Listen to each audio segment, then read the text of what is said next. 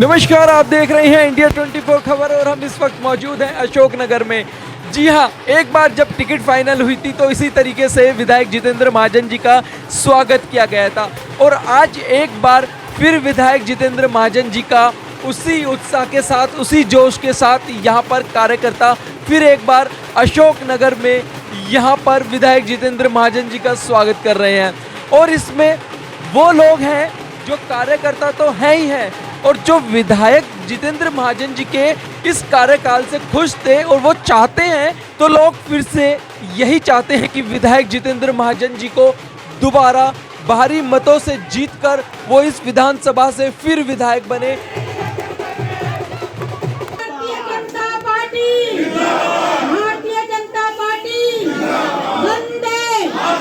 मैं अपनी अकेले अपनी तरफ से नहीं कह रहा, पूरे त्यागी समाज की तरफ से।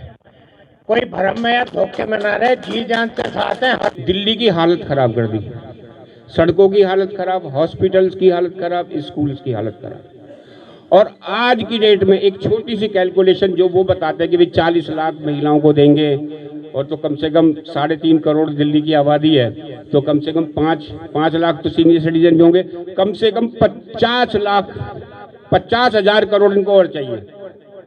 जब 6-7 हजार करोड़ के अंदर दिल्ली की हालत है तो 50,000 करोड़ कहाँ से ला सकते हैं? ये सीधा सीधा गरीबों का मजाक है। गरीबों को जाके बताओ कि तुम्हारा कितना मजाक उड़ा रहा है। मैं एक चीज कहूंगा, ये जो पगड़ी पहनाई है ना भाई, ये पगड़ी का सम्मान करना है।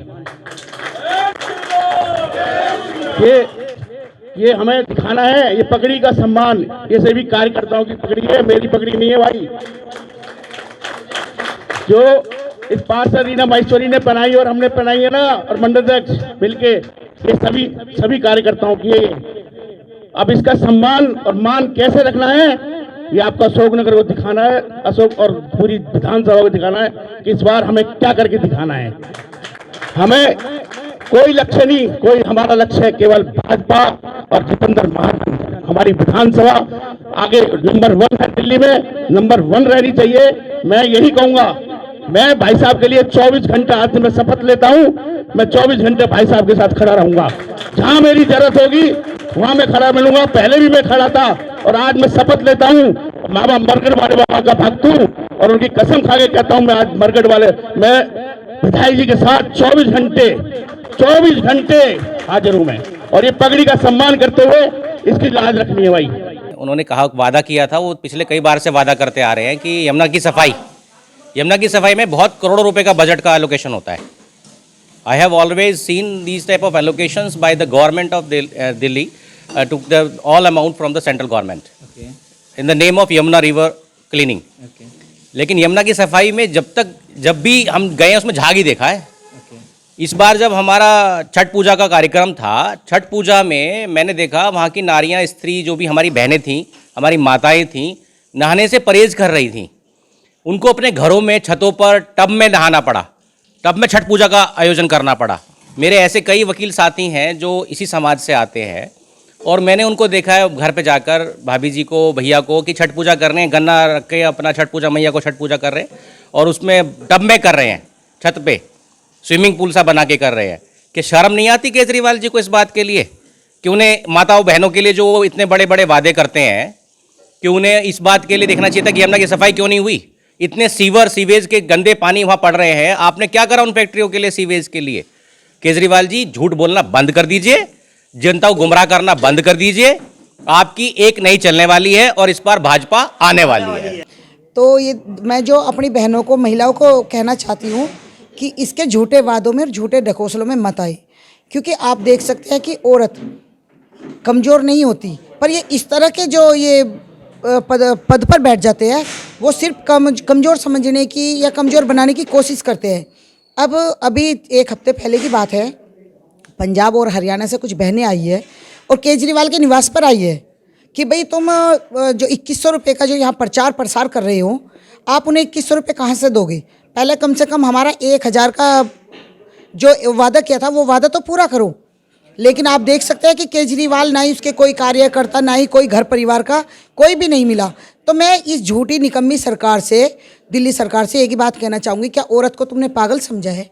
क्या मूर्ख समझा है? जो एक औरत एक औरत घर परिवार बल्कि पीढ़ी दर पीढ़ी अपने कई परिवारों को संभालती है, मायका संभालती है, ससुराल संभालती है, घर परिवार। और आज की महिलाएं तो खुद संसद तक संभाल चुकी है और पदाधिकारी भी बन चुकी है। और ये जो हम पदाधिकारी बन चुके हैं वो हम अपने आदरणीय श्री नरेंद्र मोदी जी का बहुत बहुत धन्यवाद करते हैं कि उन्होंने हमें एक नई पहचान दी और महिलाओं को 33% जो आरक्षण दिया है उसके लिए मैं ये कहूँगी कि हमें ऐसी सब जनता को ऐसी सरकार चुननी चाहिए। और एक ऐसा कहते हैं कि जो नेता होते हैं ना वो एक राज्य के राजा होते हैं और राजा के जो हाथ में होता है ना वो जनता के प्रति हमारे जो विधायक जी हैं वो इतने अच्छे हैं कि आधी रात भी वो ये भी नहीं देखते कि तुम बाइक पे, गाड़ी पे या आपके साथ कोई गार्ड या कोई कार्यकर्ता है या नहीं है। वो आधी रात भी पैदल अगर उन्हें किसी का भी मैसेज जाता है तो वो उन्हीं के पास पहुंचते हैं और हर जनता के बीच में अपना दुख सुख में सभी के साथ रहते हैं। तो इस दिल्ली सरकार को हमें आपदा को उखाड़ फेंकना है। और मैं एक बात अपनी निगम पार्षद जी के भी बारे में कहूँगी कि ये बात सच है कि आज वो जो उनकी आंखों से आंसू बहे ना, ये आंसू इतने कीमती होते हैं कि हर एक के ऊपर नहीं बहाए जाते। तो मैं यही कहूँगी अपनी माता और बहनों से कि इस दिल्ली सरकार केजरीवाल के बहकावे में ना आए। और 2100 रुपये का हमें नहीं लालच है, क्योंकि 2100 रुपये जो फ्री का प्रचार करते हैं ना वो फ्री नहीं बल्कि एक तरह से अपाहिज बनाने का काम कर रहे हैं ये। तो हमें अपाहिज नहीं बनना, क्योंकि भगवान ने अगर हमें 2 हाथ 2 पैर दिए हैं तो उनका हमें उपयोग करना चाहिए, ना कि सदुपयोग। हमारे क्षेत्र के लोकप्रिय विधायक और चौथी बार हमारे प्रत्याशी जिन्हें बनाया, पहले तो मैं केंद्रीय नेतृत्व को माननीय प्रधानमंत्री जी को धन्यवाद देता हूं कि उन्होंने बहुत सही निर्णय लिया है।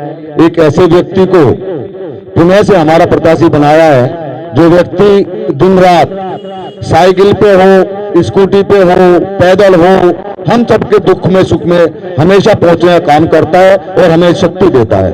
तो ऐसे प्रत्याशी जो बनते हैं, वास्तव में मैं एक चीज बता दूं, अभी त्यागी जी ने भी कहा, प्रमोद जी ने भी कहा और हमारे मुकेश भाई ने तो सभी चीजें बिल्कुल एकदम हद कर दी है कि वास्तव में ये सम्मान जितेंद्र महाजन जी का नहीं है।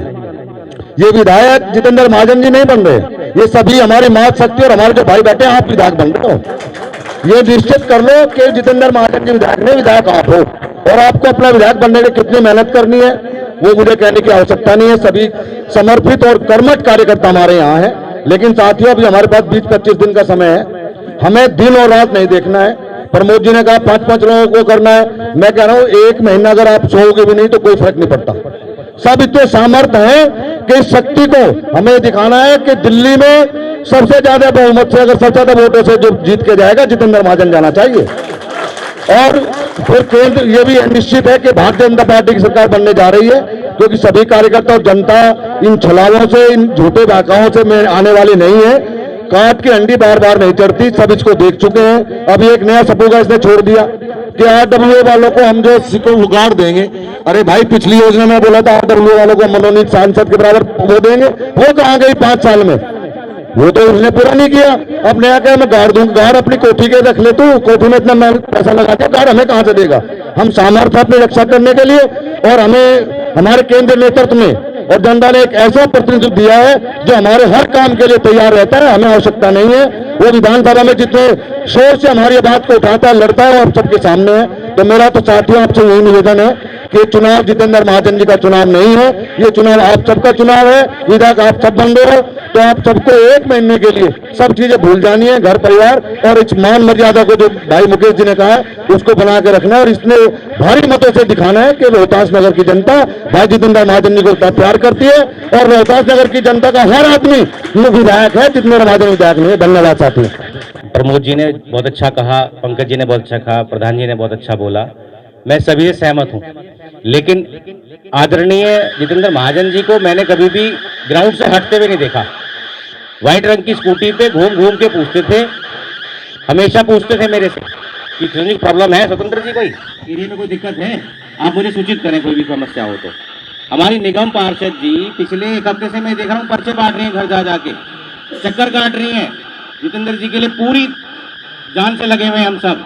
लेकिन इतिहास गवाह इस बात का कि बिना बूथ कार्यकर्ता के कोई भी इलेक्शन जीता नहीं गया है। तो बूथ कार्यकर्ता की जो एनर्जी है वो ही एक नेता बनाती है। अतः आप सब जो ऊर्जा है बूथ की उसको बना के रखें और हमारे माननीय जितेंद्र महाजन जी को इस बार 50-60 हजार वोटों से देखो संगठन ने इतना मान सम्मान तुम्हारा दिया और पिछली बार मैं 6000 से जीती थी और भाई साहब की बार ओ भैया 6600 से जीते थे और अब की बार हम 7000 और देखो उससे भी ऊपर से आपको जितवाएंगे।